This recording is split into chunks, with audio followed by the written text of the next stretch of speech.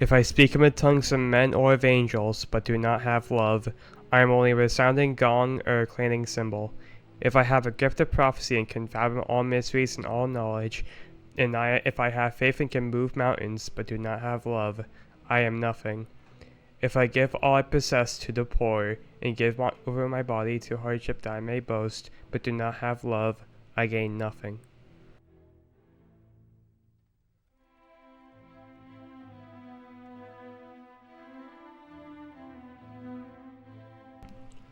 Love is patient. Love is kind. It does not envy. It does not boast. It is not proud. It does not dishonor others. It is not self-seeking. It is not easily angered. It keeps no records of wrongs. Love does not delight in evil, but rejoices with the truth. It always protects, always trusts, always hopes, always perseveres.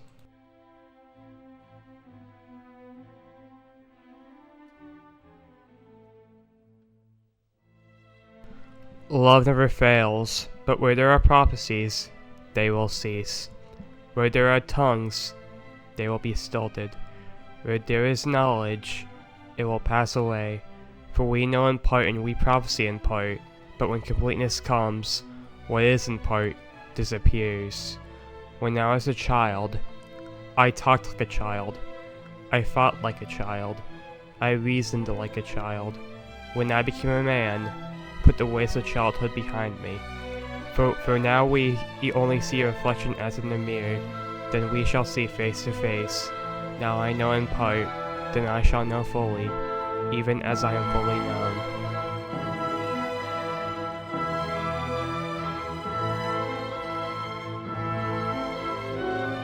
And now these three remain: faith, hope, and love.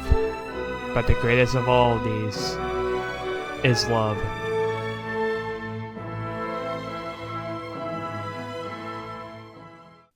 Alright, after that intro though, Terminal, what the hell was up with that intro? Like, why did you make me put that in this episode? Because we're talking about That's My Boy, of course. Really? Okay. That's the only reason. That's the only reason. What is the correlation between that intro and That's My Boy? I mean, I guess I don't want to get right in. You know what? No, get right into it. It doesn't matter. I just felt like it. It was just a stupid idea I had. Okay. Just thought it would be funny. Oh, good. Yeah, this is an episode you've always wanted to do. I feel like ever since the Old Boy episode, you've just been like, when's the That's My Boy episode? And I'm just like, dude, what? I hate these kinds of episodes. This random movie you've never heard of, you don't know anything about, you don't own, whatever. We're here to talk about it. But before we get to That's My Boy, we have to relate it to the podcast somehow. Now, That's My Boy. It's an Adam Sandler joint. And, you know, I've had the Sandman on my mind for a while now, and it's going to be for a while because a little certain someone's making a special Adam Sandler video. So, you know, I've been watching a couple. Are we already started the episode, or we already started the episode? Oh, was there even an introduction? Yeah, my introduction was you explaining what the intro video I put in the beginning was. God damn it! Well, let's just get into me. What's up? Oh, that was your intro because they brought back "What's Up" in the movie. Yeah. Okay. Okay. Terminall, you probably already know who I am. Yeah. Okay. Yeah. We're getting into Happy Gilmore now. Keep up, Terminall. Oh, that's your profile picture change. The grown-ups falling out of the Twin Towers. Very nice. Yeah. Oh, If I'm being honest, growing up was the Adam Sandler film I grew up with. I decided to choose That's My Boy just because it's the most evil one I can choose. Honestly, evil is a good way to put it. But yeah, see that profile picture right there is why I'm not taking this episode seriously. So yeah. All right, but Happy Gilmore. That's our first movie we're talking about today. Again, Happy Gilmore. I have it on DVD. I watched it for a certain Adam Sandler video that's coming up. I won't say if I'm doing the segment or not. You'll just have to find out when it actually comes out. You end up doing it at some point, segment. Yeah, I'm not telling. I don't know. But Happy Gilmore, I think I should like this movie because it's a classic comedy. It's one of the most beloved Adam Sandler movies. He wears a Bruins jersey, as the resident Bostonian of the Shafe gang. I mean, I have to love it. It's one I didn't grow up with though. Like I've watched it twice for the first time this year. But yeah, it's really good. Is it the greatest comedy ever made? No. When it comes to golf comedies, I prefer something like Caddyshack a little bit more, but I think for what Happy Gilmore is, it's special enough. What's your history with Happy Gilmore, Terminal? Well, it was one of those Adam Sandler films I remember always hearing about, but never got to until like three years ago when, can I mention Noah or yeah, I guess you already spelled it out. I don't think the audience is a bunch of preschoolers that don't know how to spell. Okay. So when Noah's server, I asked him what film marathon should I do, and I put Adam Sandler on there after I watched 50 films. I guess there was a Letterboxd fan, I don't know. And they chose Adam Sandler Marathon because, of course, they did. So then I did that. Got to Happy Gilmore and thought it was actually pretty fun. Yeah, it's a fun movie. Yeah, I'm glad I have it on DVD. I think this is one of those Sandler films that's required to have on DVD. Yeah, it's just a very good wish comedy. I grew up with it, to be honest. Yeah, but I think I wish I grew up with it. Yeah, but I think that's what's important about watching it now is that now we can continue to watch it as adults. I think that's, you can wish like, oh, I wish I grew up with this. I've definitely felt that with some movies, but I think it's just important that we have the movie to watch now. So yeah.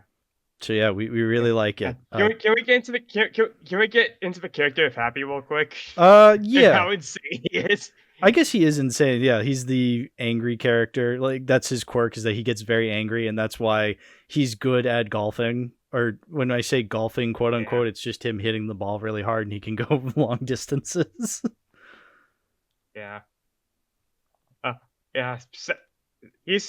If I'm being honest, and so I'm surprised you never beat anybody with a golf club. Yeah, I guess that didn't really happen in this movie. Yeah, like in Last of Us Part 2, of course. Oh, I never played the game because why would I? Me neither.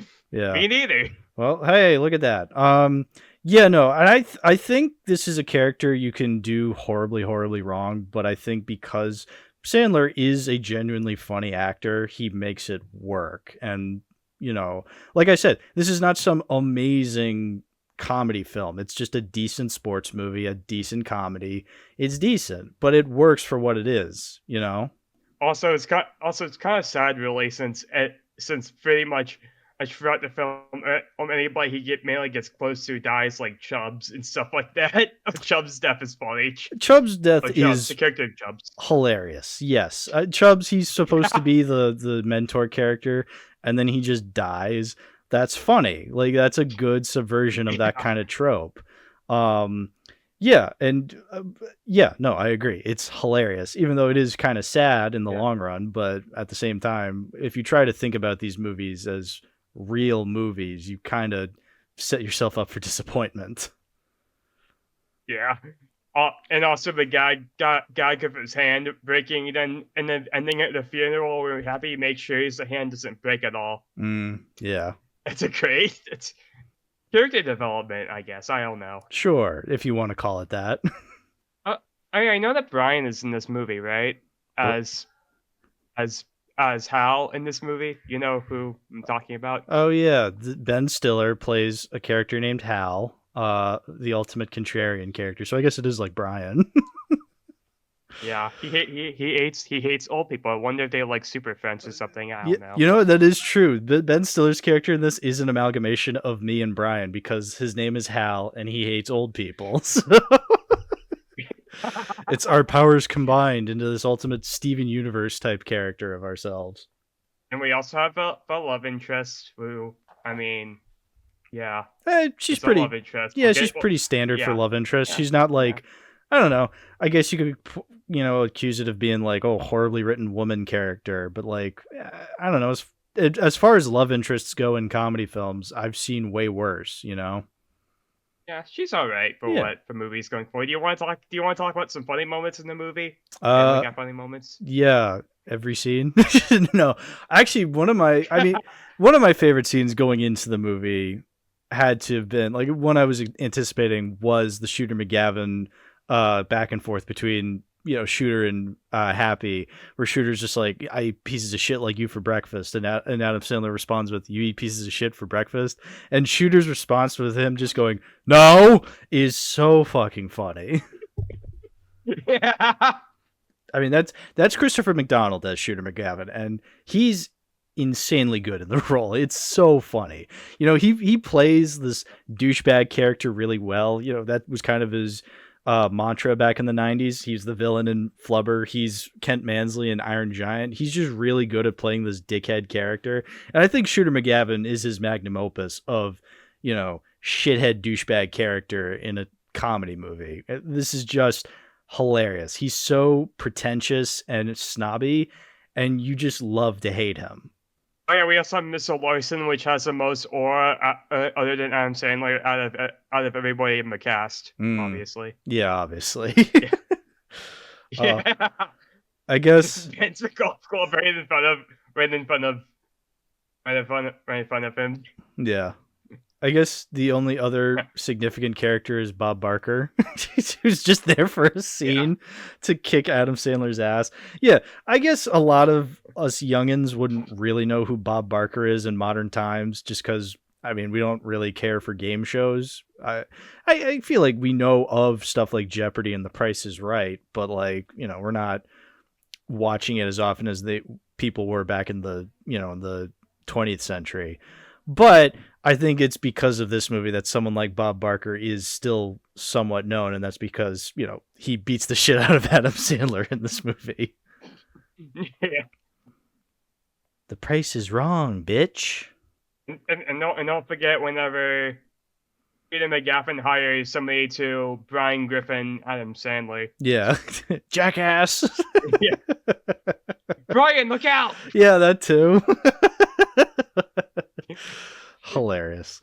Yeah, no, I think we could just be going back and forth with Happy Gilmore on saying how it is a good movie. Like, what is there for us to add to the conversation on Happy Gilmore?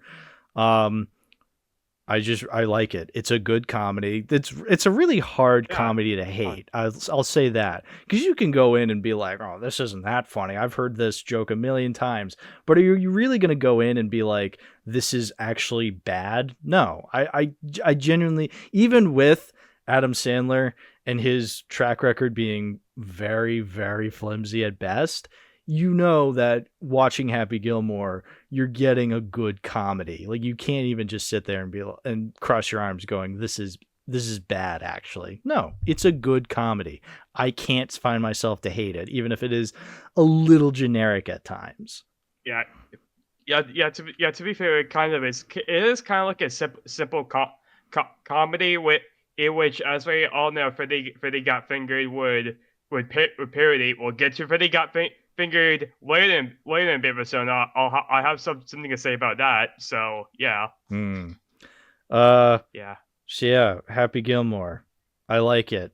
Let's stop it right there. Let's be contrarian when it comes to this podcast and not go on for hours about Happy Gilmore. Let's just say it's good and just leave it at that. I'm keeping the DVD. Yeah, it's fun. Do you want to explain the DVD for a sec? It's black. On the back it says the funniest golf comedy since Caddyshack. I can agree to that. It's one from like the late 90s, early 2000s. So it's one of those DVDs that just goes right into the movie. There's no menu. I mean, there is a menu, but it's not one that goes right to the menu at first. You know how like a lot of early DVDs used to do that? Yeah. I remember that. I remember I remember being at a different house and seeing a Toy Story DVD that just started the movie. Mm-hmm. Yeah, that's probably. My Superman Blu-ray also does that as well. Yeah, I mean, I like that. I like that it just gets right into the movie. That's nice. Yeah, there's not a whole lot in terms of special features, but I don't really need to see this movie in like, a lot of detail where I need to see behind the scenes and how things were achieved. It's like, I don't know. I'm fine with it just being the movie on the DVD. And then what do they have for special features? I think the little paper here says, let's see. Bonus: to access these features, select menu, production notes, cast and filmmakers bios, film highlights, theatrical trailer. Yeah, wow, I'm missing a whole lot with that one.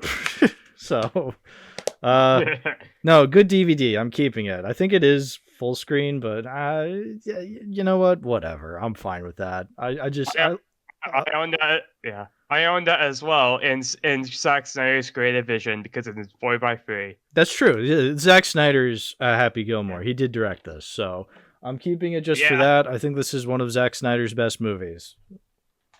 Yeah, it's basically his Pee-wee's Big Adventure, I guess. Yeah, I think that's fair to say. All right. Oh yeah. Should we get into the fact that Nikki confirms that there's a chance that every Adam Sandler film might be connected in some way? That's true. I did watch Little Nicky today. Again, for the video, I'm not saying if I'm editing that segment or not. But I did watch Little Nicky today. I mean, wasn't great, but as far as Adam Sandler movies go, it was fine. I laughed a couple of times, but I also cringed a lot. Anyway, yes, in that movie, Chubbs is in heaven because he literally walks out into a scene, and Reese Witherspoon just goes, "Oh, this is Chubbs. He used to be a golf mentor, but now he's a dance instructor." And then Chubbs just starts going, "It's all in the hips, because that's what he says in Happy Gilmore. And it can be seen as like, epic reference, but at the same time, like, whatever. It's a cute cameo. But yes, it does confirm that every single Adam Sandler movie happens in the same universe, or I'd like it to be. Yeah, we also have Whitey in the movie. That's true. Yeah, literally Dana Carvey, the whole movie. Well, not the whole movie, just in his one scene when he's a Harlem Globetrotters referee. He's quite literally doing the Whitey voice from 8 Crazy Nights, and he even outright says that's a technical foul. Now, Little Nicky is from 2 years before 8 Crazy Nights, but I'm just thinking, okay, did I just witness the birth of Whitey from 8 Crazy Nights? Because Dana Carvey they thought the character was so funny that they were like, we got to do this again, but at 8 Crazy Nights. It's like, okay. Yeah. Sad somebody took 8 Crazy Nights away from me. At least, yeah. Now anyway, Happy Gilmore 2. Yeah, Happy Gilmore 2. I mean, I literally only watched this purely because we watched Happy Gilmore 1 for this episode, so I'm thinking, we might as well watch the sequel. I didn't really have any interest in seeing the movie when it initially came out because at that time I hadn't seen Happy Gilmore 1. And then now that I've seen Happy Gilmore 1 twice, I'm like, okay, might as well watch the sequel. And I watched the sequel. It's not great. Shocker. A legacy sequel isn't good. This happens so rarely. Yeah, I mean, I didn't outright despise it, and I didn't think it was like the worst thing ever made. I'll say this. I think if I saw this movie like 3 or 4 years ago with my mentality at the time, I probably would have thought Happy Gilmore 2 was like the worst thing to ever be made ever. But years later, I'm just so jaded by legacy sequels that I've just gone back around to being like, I really don't care. And it's like, I laughed a couple of times. I thought some things were done okay, but like the majority of it, I'm not shocked it turned out the way it did, If I'm being honest, I honestly did kind of have fun of it. Well, there's there's legacy sequels that I straight up do not like Exorcist Believer. Yeah. The Star Wars sequel trilogy. Mm-hmm. Jurassic World is more mid. It's been years since I've last seen that. Yeah, but those are definitely the worst of the worst examples. And there's also legacy sequels that I think are great, like Blade Runner 2049. Mhm. And of course, the very epic, kinotastic, Blumhouse Halloween trilogy, of course. Oh yeah, everyone's favorite. Yeah. Yeah. Sorry, guys. I already reclaimed Halloween Kills years ago. You reclaimed it. Yes. The revisionism is off the charts. Yeah, no, of course, on average, legacy sequels are a big dud every time. Obviously, you get your occasional good ones like Blade Runner and Top Gun, but like something like Happy Gilmore, did that need a sequel? No, they made it purely because they could. Not They were really. just like, let's make it because we want to, because we want to revisit these characters, but in a nostalgia sort of way. It's like, okay, yeah. It really did seem like, I guess, the actors had fun making the movie. That's usually the vibe I get when I watch an Adam Sandler movie, is I go, well, at least they seem like they had fun making it. Us as an audience are not enjoying it because it's all usually a piece of shit. But, you know, I mean, you watch those grown-ups movies, like, it looks like they're having fun making the movie, which is great. It's just, it doesn't make for a good movie, you know? Yeah. First off, your Halloween end steak is cringe. Second off, I mean, your Halloween end steak. I already said Halloween ends, did I? So okay. Also, what one point that made me bust out laughing was whenever Happy Gilmore accidentally killed his wife. Well, yeah, that definitely caught me off guard. I was like, okay, this is the story we're going with. Because I'll say that Happy Gilmore 2 does what every bad legacy sequel does, is it starts off and it just establishes that everything they were fighting for in the first movie was all for nothing, and just we're starting off depressing, like, oh yeah, he killed his wife. The house that they set the entire movie up for, where they're saying we got to save grandma's house. Oh, in a 5-second clip in the movie, they're just like, yeah, we had to sell the house. It's like, oh, okay. Great. And yeah, Happy's miserable. He has like 5 kids. His wife is dead. Everybody's dead. It's like, wow. Why do we have to keep watching this then? Like, everything's just miserable now. Like, why would anybody want to watch that? Well, to see more Adam Sandler, of course. I guess, but at that point, just make it a whole nother movie and not the sequel to a beloved movie that people love, you know? Because people love Happy Gilmore. That's why they were so hyped for the sequel. And for the first 5 minutes to just bitch slap you in the face, being like, yeah, everything's miserable now. I get it's all for the joke, because, you know, there's still jokes in this movie. It's just a bizarre way to make your movie, you know, especially for a legacy sequel to such a beloved comedy classic, you know?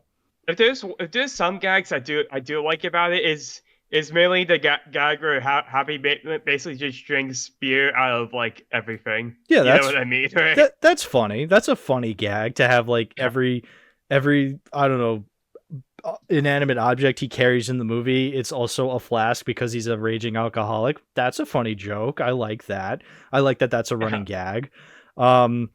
Yeah, I think, looking at this movie, I think James, of all people, really nailed it, like, with describing this movie as just a feature-length Super Bowl commercial, because you see certain sequences, it felt like a Super Bowl commercial where but again, that's like the entire movie, because just the way it was filmed.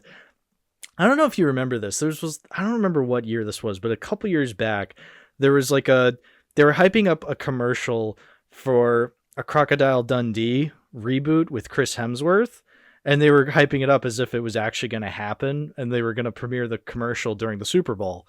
And they started playing the commercial, and then it turned out to be a fake commercial for something. I don't ask me what the actual product was. I don't remember, but they made it a point to be like, oh, this isn't actually a Crocodile Dundee Legacy sequel or reboot. This is just an ad for a product.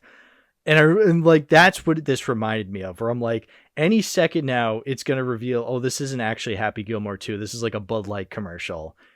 And then it was just that for 2.5 hours. Oh yeah, what are some jokes they actually liked about the movie? Honestly, the thing that really stands out to me the most is the graveyard scene where Happy goes to Shooter goes to visit, Happy's dead wife, and then Happy visits too, and they start punching each other, and they're going around the different gravestones, and it's all the dead people. It's like, okay, that's kind of funny. Like that's a and then there's the air vent for the woman that had air vent fall on her. Yeah, exactly. That's basically just still like the whole sequence is just kind of like, taking it's funny that all these characters that are important to the last movie that are now dead are just buried in the same lot. Like that's funny in and of itself. And then it's even funnier when it cuts to them like next to the nursing home lady's gravestone, and she speaks from beyond the grave where she goes, "Mister, help me, it's just get me out of here." You're just like, okay, that's genuinely funny. Like I actually laughed really hard at that. That was probably the hardest I laughed during the whole movie, if I'm being honest. Yeah. I have a headcanon that she actually died from that, probably. Right, probably, and she's shortly after. Yeah, she's buried with the air conditioning unit in the coffin. Like that'd be funny. Yeah, but like that is one of those nostalgia baiting kind of jokes, and it feels a little tongue in cheek where it's like, oh haha, we're doing this thing, but then the movie does nostalgia baiting in earnest throughout the rest of the movie, so it's funny, but like at the same time it doesn't get extra points for being that clever, because that's the thing. This movie does what Matrix Resurrections does, where it has to play the scene from the original movie to spell it out to the dipshit audience what scene they're referencing, when it's like, shouldn't you realistically assume that the people who want to watch this are such diehard fans of the original that they can quote it no problem without being reminded of what movie this is a sequel to, Hey, at least because they did that in Matrix Resurrections, we get the funny edit of Mr. Bamison. Yeah, that's what gave us that. I will say Matrix Resurrection is far more egregious because,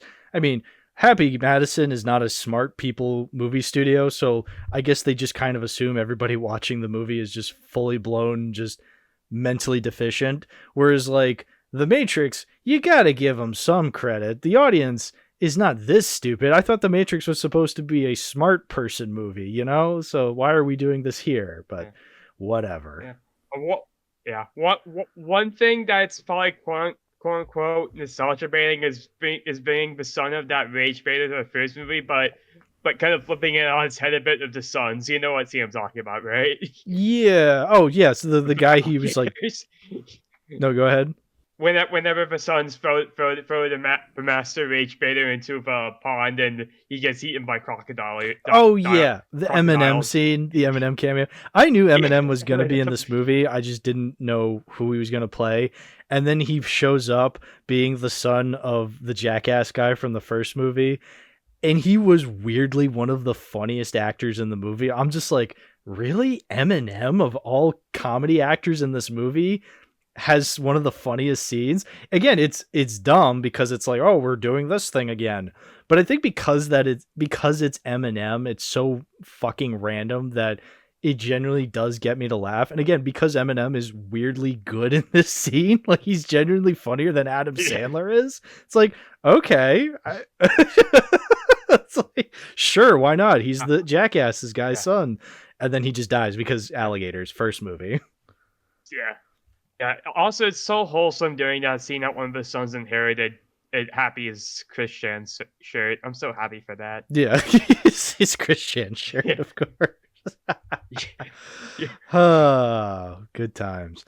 And then what else do I want to talk about? I guess the only other actor, quote unquote actor, that kind of got me to laugh, weirdly enough, was Travis Kelce. It was just so random. Again, I know why he's in the movie, because Travis Kelce, he's a famous, I forget what position he plays on the Chiefs, but he's famous because he's dating Taylor Swift. So we got to put him in the movie. But again, he weirdly got me to laugh. He was kind of funny in that role, as the waiter, and then how he just throws the guy on the fucking table. Like, okay, this is genuinely kind of funny. I mentioned that because I have the Chiefs game on in the background right now. Sorry, Hal. Football is temporary. Golf is forever. I guess so. No, I don't care for sports. Listen. I'm sorry. I got bit with the football bug bad this year. I've been go Pats, dude. That's fair. Anyway, that's fair. But yeah, back on track. Happy Gilmore 2. But Travis Kelce in this movie is like Travis Kelce and Eminem. They're just two actors in like a sea of just random ass cameos. This movie is chock full of cameos. It's insane. Now, I get it. Yeah. Usually, Huel's in this movie. Yeah, like Adam Sandler movies usually have a stacked cast. Like you ever watch the Grown Ups movies? Those have some recognizable names. Yes. I mean, watching Little Nicky today, I'm like, okay, he's always been doing this because that came out 25 years ago. And there's a huge cast to Little Nicky of just cameos. Literally Tarantino's in the movie, Yeah, that's the biggest one. But like this one, it definitely feels egregious.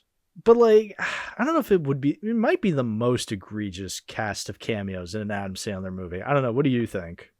I honestly did not recognize most of the cameos aside from Heel from Breaking Bad and Better Call Saul, because of course I did. Right, yeah, of course. I mean, yeah, a lot of the cameos are sports players, especially golf players. That's the big one. I didn't recognize them, but because they were so wooden, there was a lot of acting from them that was so wooden. I'm just thinking, okay, these are definitely golfers because, they're so unconvincing. They're literally just like, hey, Happy, and they're just looking at the camera like... But again, because they're golfers, their trade is golfing. Of course, they're going to be better at that. They're not good actors.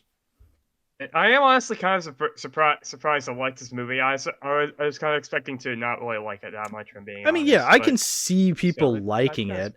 I can't see people loving it. I think that does too many things that are just kind of lame and dumb.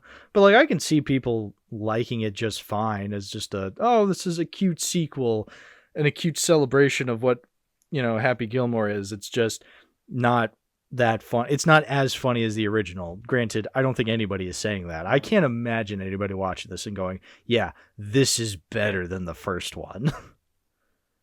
Yeah, I don't really expect myself to watch it again anytime soon, but it's a fun distraction. I'm honestly kind of surprised that it was nicer than some movie dude in this case. Yeah, surprising. Yeah, where did I rank this in my 2025 list so far, at least? I ranked it. So I liked it better than Jurassic World Rebirth, but I liked Heart Eyes better than Happy Gilmore 2. So it's between Heart Eyes and Jurassic World Rebirth. Yeah. So wasn't that's great. A movie, dude. Yeah, you're welcome, movie dude. I liked it better than Jurassic World Rebirth. I don't know. I don't remember if he would approve of that or not, but you know what? He's not here, so oh well. Yeah. I get to reach pay them all I want.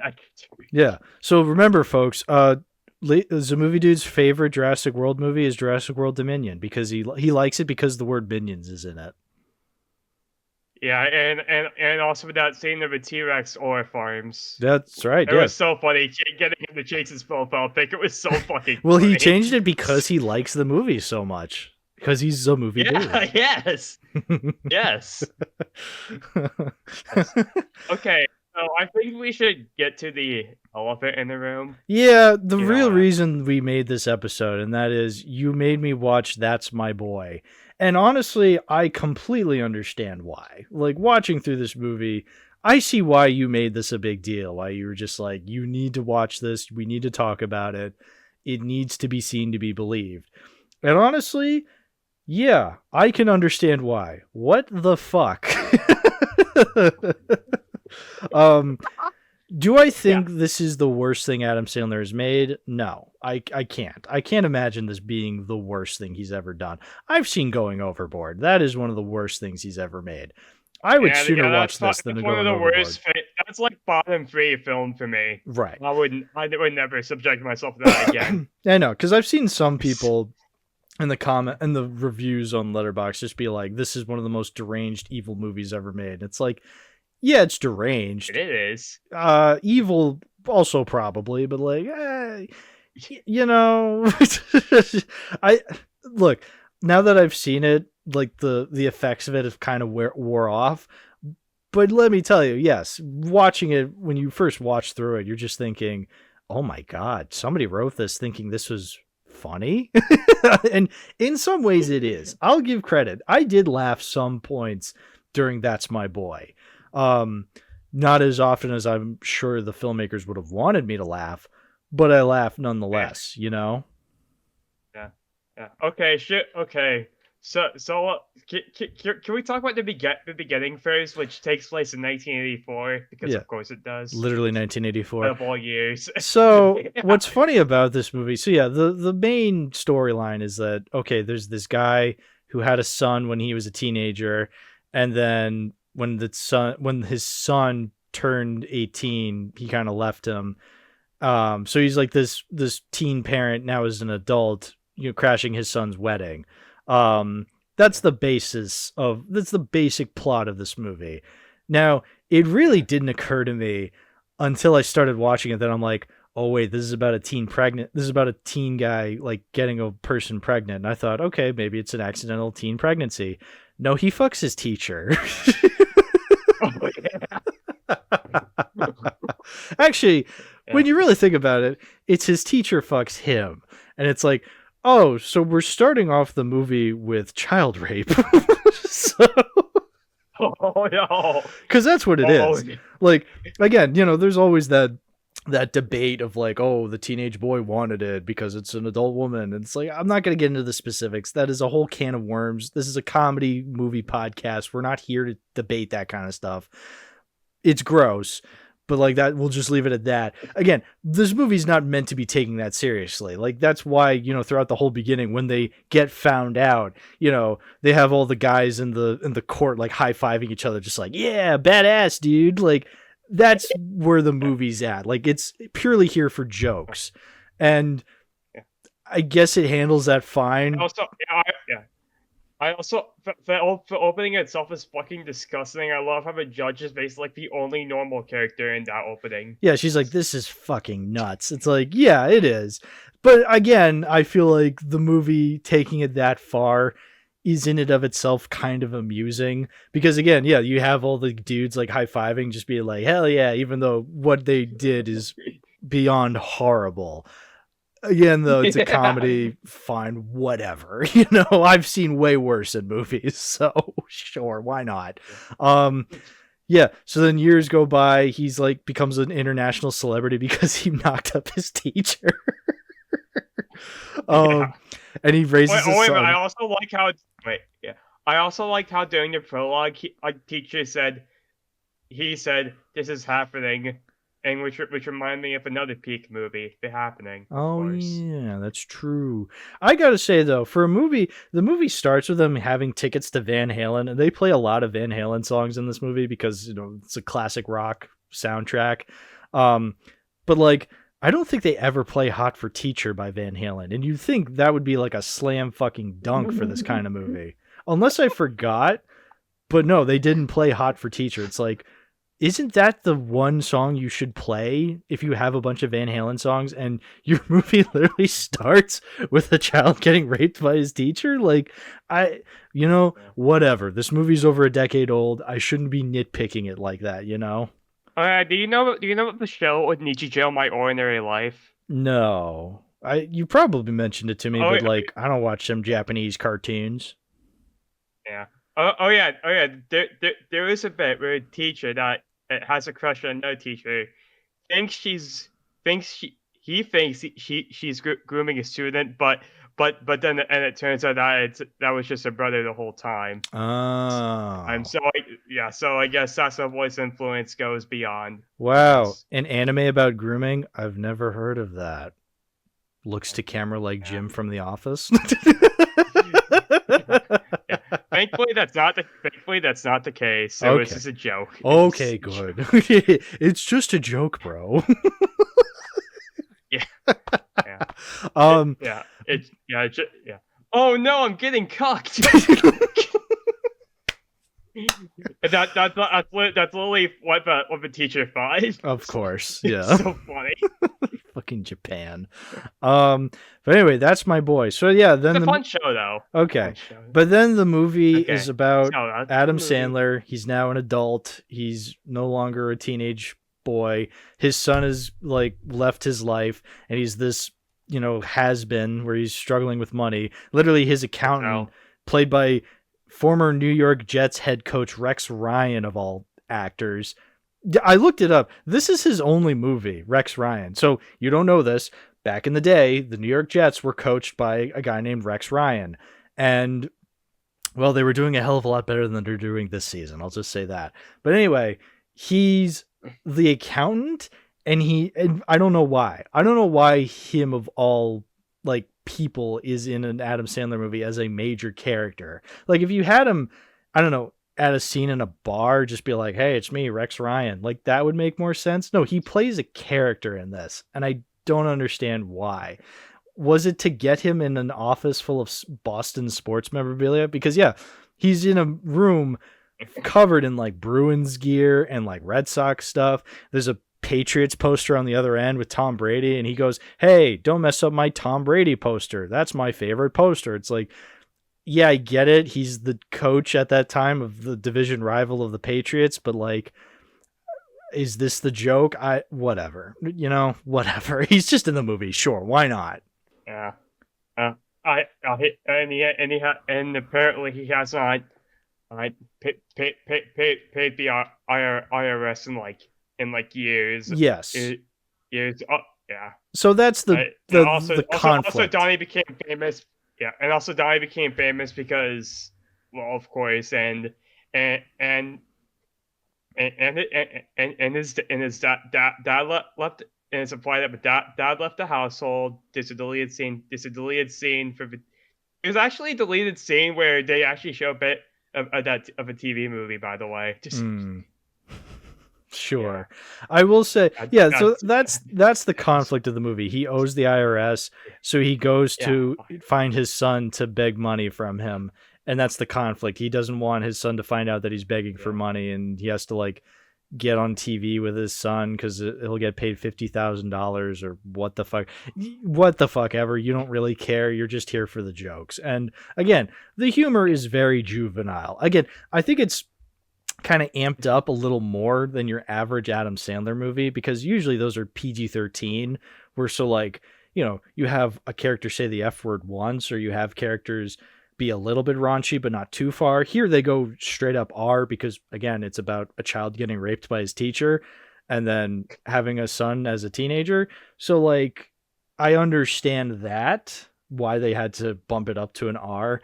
And yeah, they saying the F word a lot. They have a lot of sex jokes. They have a lot of topless scenes. So I get it. But again, it's still like juvenilely raunchy, We also have the family, which we have Todd's wife, Todd's fiance. Damn, that mic fell. Okay, we have Todd's fiance, who nice, I guess. I don't know. Well, she's nice at first. She's nice at first. Nice at first. It becomes more of an asshole the more the movie goes on. She gets more of yeah. We'll get to it. And we also have we have Chad, who speaks for himself. We have the grandma. Well, let's get into the grandma later. Do you have more to say? I have literally nothing to say about this movie. It's disgusting. Okay. I mean, look, it's occasionally funny, but like, it's meant to be this disgusting, raunchy farce, and it succeeds in that. I don't like that it succeeds in that. I'll say that.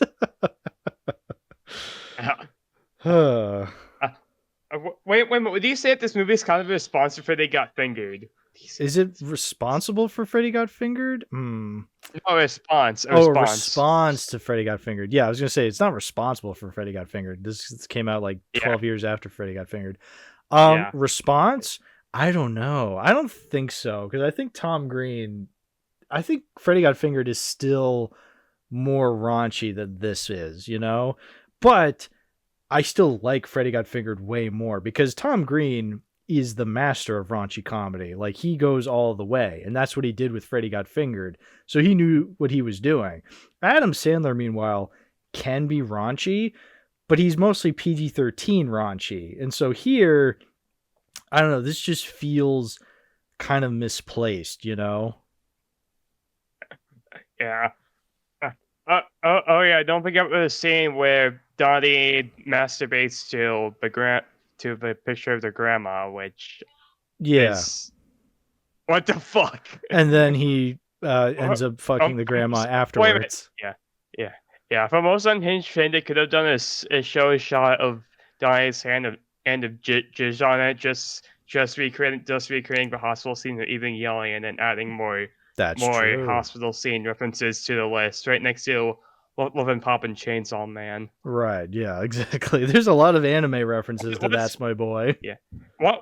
What's funny about Ono directed Love and Pop, and that was something he directed after interviewing Gillian to have really similar shots. The Love and Pop is in a way worse context I'm not going to get into. No, please don't. I beg you. Yeah. Unless we talk about the movie, of course, one day. Since I feel Max now. Honestly, you've gotten your movie privileges revoked after That's My Boy. At least for what's a good punishment level? How about 6 or 7 years? Oh, there's a lot of there is some episode ideas to still have later on. Right. Also remember one time at Andy Samberg says it's bad luck to see the dress before the wedding. You know what and then the bad luck gets worse and worse. The movie goes on, then he gets drunk. So fucks the dress. Yeah. So then the worst thing possibly happens. Yeah. Okay. So I'm actually, speaking of episodes you're a part of, we famously did the Old Boy episode. You know, that was quite an episode. Yeah. Look, Old Boy, great movie. Incredibly, like, what's the word I'm looking for? Horrifying twist in that movie. If you know, you know. Yes. Very similar to the twist in this one, if you really think about it. So again, we've established that the movie starts with a child getting raped by his teacher, and that's horrible, and the movie treats it as a joke. Again, sure, why not? I'm all for making jokes about whatever. I don't think this movie does it in good taste, but again, they did it, so we have to live with that fact. It decides to go a level more. And so, yeah, the whole movie is just, you know, Donnie, Adam Sandler's character, being an asshole, and Todd, his son, whose actually real name is Han Solo Burger. All right, it's kind of funny, like, because he was named by a teenager in the 80s. Sure, his son's name is going to be Han Solo. Sure, why not? He's played by Andy Samberg. Yeah, yada, yada, yada. All, you know, hijinks ensue after that. Whatever. Then, yeah, the twist comes. And the twist is that, Todd's fiance, bride-to-be, is kind of a slut. She's, you know, sleeping around, but not just with anybody. And worst of all. Yeah, she commits the horrible things. Probably the worst thing ever you could do. Wait a minute. Should I say it real quick? Sure. As Donnie once said, adultery is bad, but incest is fucked.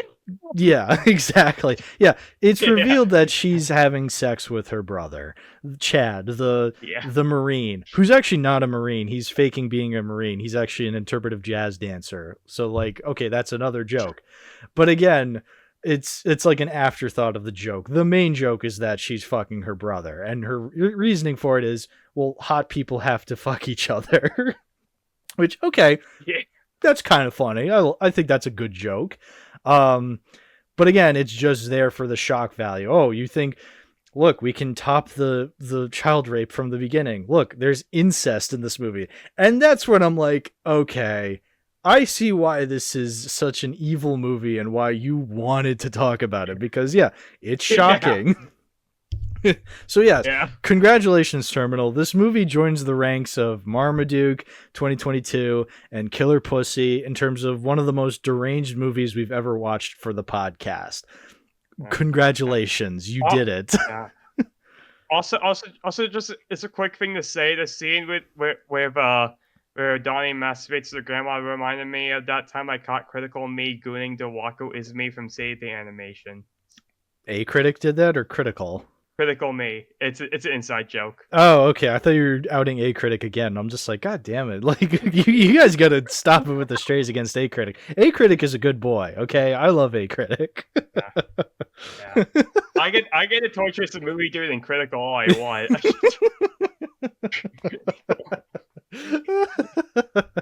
All right, time to trigger A Critic again. A Critic, if you're listening, 2009. Oh, he's fuming right now. I also love the symbolism of his card breaking down, which represents his relationship of his son breaking down. Technically, that's a really epic metaphor. Yeah, that's how you know this movie's smart. Actually, you know, it has all this child rape and incest, but at the core, it's a very smart movie. Yeah, it's a very beautiful. Fucked up beautiful movie in a fucked up kind of way. Fucked up beautiful movie. Yes. I couldn't have said it better myself. Yeah. Oh yeah, should we mention Vanilla Ice in this movie? Yeah, so again, much like how the cameos in Happy Gilmore 2 are so random. Again, Adam Sandler clearly had been doing this for years. Vanilla Ice is in the movie just because. And to Vanilla Ice's credit, I actually do like him in this movie. He plays it really well because he's playing like the illegitimate. What is he like? Because like Donnie, Adam Sandler's character, fucks his mom. Like the teacher at the beginning is Vanilla Ice's mom, and that's the joke. So he's just like, yeah, man. And like Vanilla Ice, to his credit, plays the role pretty well, where he does seem genuinely annoyed with Adam Sandler's character at first, and then he's just cool with it afterwards. It's like, this is actually pretty funny. Like, why is it that whenever Adam Sandler has a white rapper in his movies, they're actually one of the funnier actors in a movie full of comedic actors? Like, that's just genuinely bizarre to me that this happened twice. Yeah. And we should also mention the heart in the movie, Andy Samberg's character. Todd. Yeah, he's in this movie. Which is the heart of the movie. I will say, Andy Samberg is genuinely the funniest actor in the movie because, to his credit, Andy Samberg is a genuinely funny actor. So is Adam Sandler. It's just Adam Sandler usually chooses the worst shit to be in. Whereas Andy Samberg, look, he's also kind of messy with the roles he takes on, but he is genuinely hilarious. What was that one? I said Chippendale. Oh, right. Yeah. So Chippendale is probably one of the worst things I've ever seen. Worse than any Adam Sandler movie I've seen thus far. Yeah. But look, on average, Andy Samberg, really funny. Hot Rod, hilarious movie. I love Hot Rod. Everybody should go watch Hot Rod. It is genuinely fucking hilarious.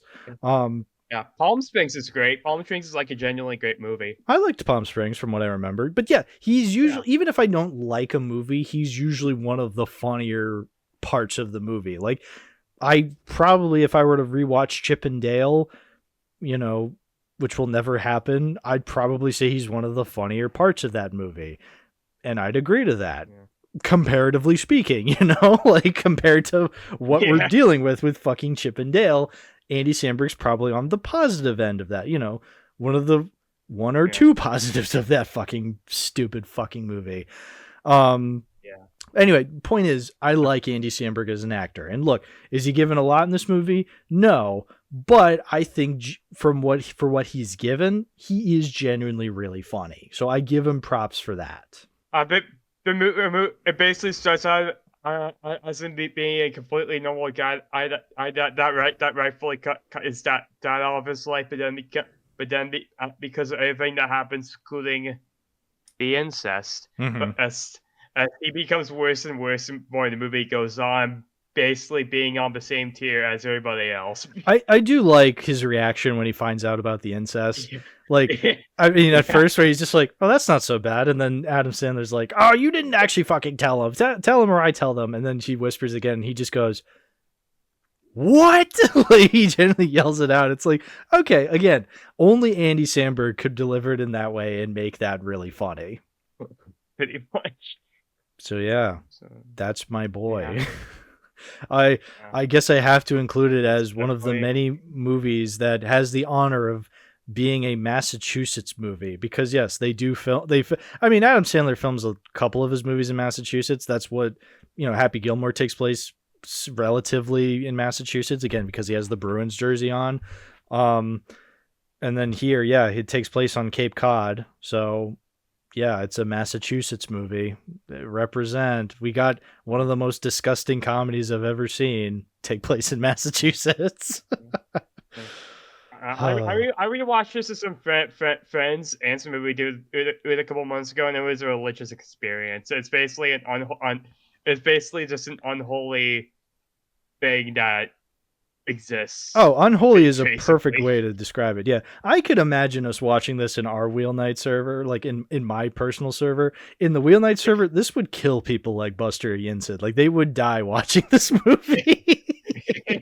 Like, they could not handle this movie. Whereas, like, I feel like if I watched it with you and like all those guys, I feel like they could probably handle it. Yeah. Like, that would be funny. I don't think I ever want to watch this ever again, but like...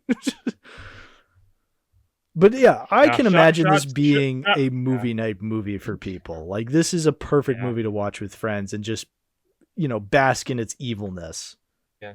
Oh yeah. Shout out to the time when there were me and some friends forced the movie dude to give his actual rating a full 5. Good, yeah. Shout out to that. That was really funny. I mean, that's the only real rating for this movie is the full 5. So yeah, or no rating at all. No rating at all. Exactly. Like I have it right now because it's beyond rating. It's yeah. So you see, what is it's about a movie about society being into that sort of stuff and making fun of it. You think about it, and basically the aftermath of the tragedy that happened. Oh, this movie's tragic, all right. It's tragic that even fucking happened. Yeah. Oh man. Yeah. Oh man. What else is there to say about it? I mean, it's just a deranged comedy. Again, occasionally it can be funny.